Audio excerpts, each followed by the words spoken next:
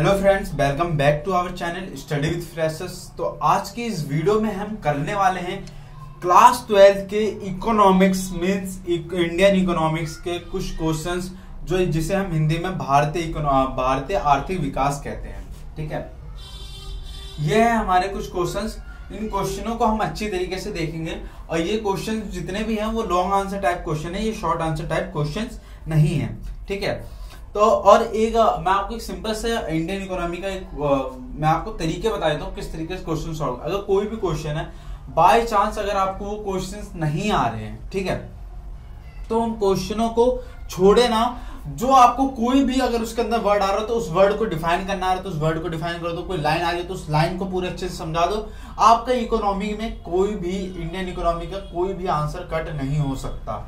ठीक है, पर अगर और इसके अंदर कुछ वैल्यूज होती हैं, मींस जो इसके अंदर एक एक्यूरेट रेशियोज वगैरह होते हैं, ठीक है, उन सब जितने भी हमारे कैलकुलेटिंग चीजें होती है इसके अंदर, पर एक्यूरेट जितनी दी होती हैं वही लिखेंगे, उसके अलावा हम अलग नहीं लिख सकते। ठीक है, और कोशिश करना कि आपको अगर याद हो तो ही लिखना वो चीजें, अगर याद नहीं हो तो मत लिखना। ठीक है, तो आइए चलते हैं, कुछ क्वेश्चंस हैं वो क्वेश्चंस देखते हैं क्या क्वेश्चन है हमारे। जो हमारा फर्स्ट क्वेश्चन है वो है सुएज नहर कब खोली गई थी, भारतीय अर्थव्यवस्था पर इसके प्रभावों का उल्लेख कीजिए। सुएज नहर 1869 में खोली गई थी। ठीक है, ये मेरे को अभी भी याद है, मेरे भी एग्जाम में आया था ये क्वेश्चन सुएज नहर के बारे में। ठीक है, सुएज नहर क्या था? एक जलमार्ग है जो उत्तरी पूर्वी मिस्र में सुएज में इस्तमुस के पार उत्तर में दक्षिण की ओर चलती है। ठीक है, यह दुनिया के सबसे महत्वपूर्ण जलमार्ग में से एक है।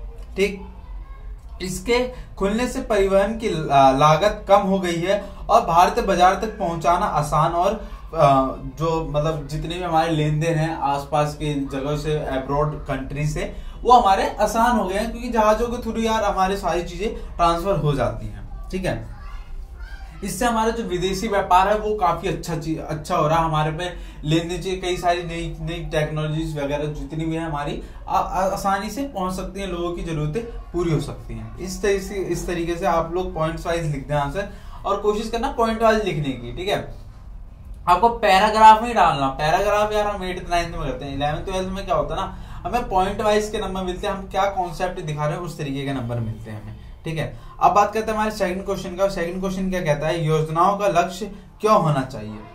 अब इसका तो यही है, योजना का लक्ष्य इसलिए होना चाहिए क्योंकि जितने भी योजनाएं हैं उसमें लक्ष्य होना बहुत ज्यादा जरूरी है। क्योंकि इसमें क्या होता है, जिसकी मतलब उपलब्धियां जो होती हैं, योजनाएं जो होती हैं वो सफलता, मतलब कोई भी अगर हम चीजें हम करना चाहते हैं, ठीक है, कोई भी हम प्लान करना चाहते हैं, हमारा कोई गोल है, उस चीज को अचीव करने के लिए हमें प्लानिंग करनी होती है।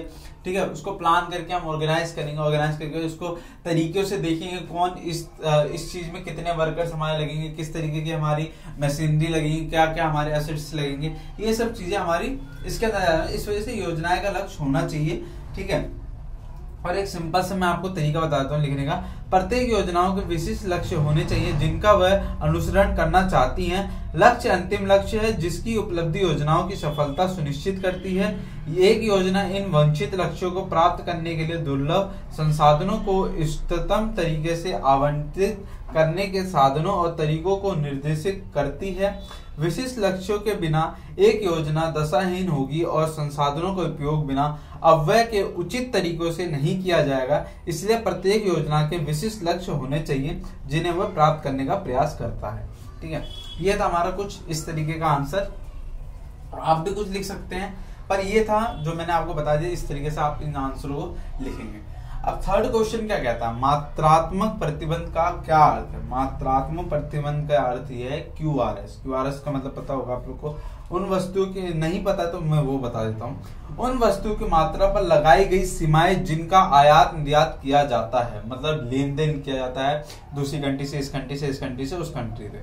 ठीक है, इसमें आयात कोटा और स्वैच्छिक निर्यात प्रतिबंध शामिल है जिन पर विदेशों के निर्यातकों द्वारा हस्ताक्षर किए जाते हैं। ठीक है, ये होते हैं मात्रात्मक प्रतिबंध।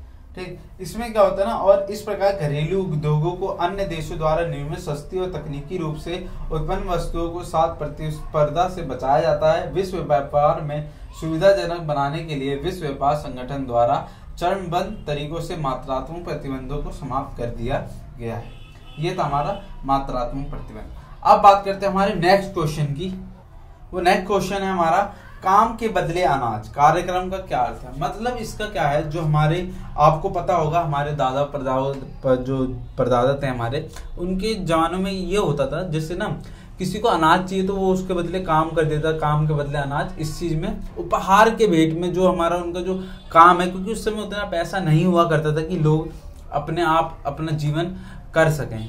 ठीक है, अब क्या होगा, इस जीवन में काम कर रहा है तो उसको पैसे देते। पहले क्या होता था ना, अगर किसी के घर पे खाने के लिए नहीं तो वो अपना मतलब किसी से काम वाम करके अनाज उसके घर पे आ जाता था। ऐसे उसके घर में अगर अनाज नहीं है तो उसका वहाँ कुछ काम है तो वो काम कर देते। इस तरीके से लोग ना आपस में एक दूसरे के वो बनते थे, दोस्त बनते थे, ताकि उससे लोगों की जरूरतें जितनी भी है, पहले ना उतना वो नहीं था कि मतलब हाँ तेरे पे इतना पैसा कैसे, मेरे पे इतना पैसे कैसे, इस तरीके से कुछ नहीं था।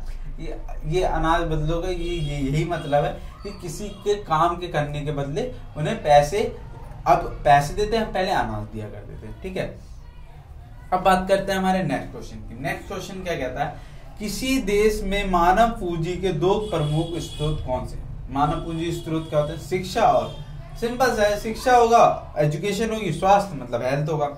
ठीक है, अगर शिक्षा रहेगी तो भाई जाहिर सी बात है कोई भी आदमी कहीं भी रह सकता है। ठीक है, और उसकी हेल्थ भी जो है बहुत जरूरी है। शिक्षा और स्वास्थ्य को राष्ट्र के विकास के लिए महत्वपूर्ण आदान माना जाता है। यह एक बेहतर शिक्षित व्यक्ति के पास अधिक कौशल और ज्ञान होता है और इसलिए काम करने और उच्च आय अर्जित करने के अधिक अवसर होते हैं। ठीक है, ये था हमारा मानव पूंजी का। अब शिक्षा और स्वास्थ्य को पहले अलग से डिफाइन कर दो अगर ये एग्जाम में आता है। ठीक है, शिक्षा क्या होती है, स्वास्थ्य क्या होता है, फिर इन दोनों को एक मिला के जो चीज हमारे निकलता है, जो इसका निष्कर्ष निकलेगा, उस तरीके से हम इसमें हमारा 5th क्वेश्चन हो जाएगा। ठीक है, अब बात करते हैं हमारे नेक्स्ट क्वेश्चन का और लास्ट क्वेश्चन, उन क्षेत्रों की गणना करें जिनमें भारत पाकिस्तान से आ गया। मैं आपको बता देता हूँ, कुशल जनशक्ति और अनुसाधन एक विकास संसाधनों के क्षेत्र में भारत की स्थिति पाकिस्तान से बेहतर है। भारत वैज्ञानिक, रक्षा प्रौद्योगिकी, अंतरिक्ष अनुसंधान, इलेक्ट्रॉनिक्स और जितने भी हमारे टेली संचार और क्षेत्रों को उत्कृष्ट प्रदर्शन करते हैं। भारत द्वारा विज्ञान और इंजीनियरिंग में हर साल उत्पादित पीएचडी की संख्या लगभग 5000, पाकिस्तान में पीएचडी के पूरे स्टॉक से अधिक है। सामान्य रूप से स्वास्थ्य सुविधाओं और विशेष रूप से शिशु मृत्यु दर के मुद्दों पर भारत में बेहतर ढंग से संबोधित किया जाता है। मतलब कई सारी चीजें हैं जो हमारे भारत में बहुत ज्यादा अधिक हैं। ठीक है, और पाकिस्तान से आगे ही हैं। ठीक है, स्रोत हो गया, कई सारी चीजें हैं। आप नॉर्मल से ये जनरल से आंसर्स होते हैं। ठीक है, इनमें आप अपनी भी लैंग्वेज लिख सकते हैं। ठीक, तो गाइज ये था हमारा आज का क्लास 12th का मोस्ट इंपोर्टेंट क्वेश्चन। उम्मीद करता हूँ आपको यहाँ तक वीडियो पसंद आई होगी। वीडियो पसंद आई तो वीडियो को लाइक कर देना, चैनल को सब्सक्राइब जरूर कर लेना और बेल नोटिफिकेशन जरूर ऑन कर लेना, ताकि मेरी आने वाली वीडियो आप तक जल्द से जल्द पहुंच सके। ठीक है, और ऐसी मैं वीडियोस इंपॉर्टेंट क्वेश्चंस के बनाता रहता हूँ।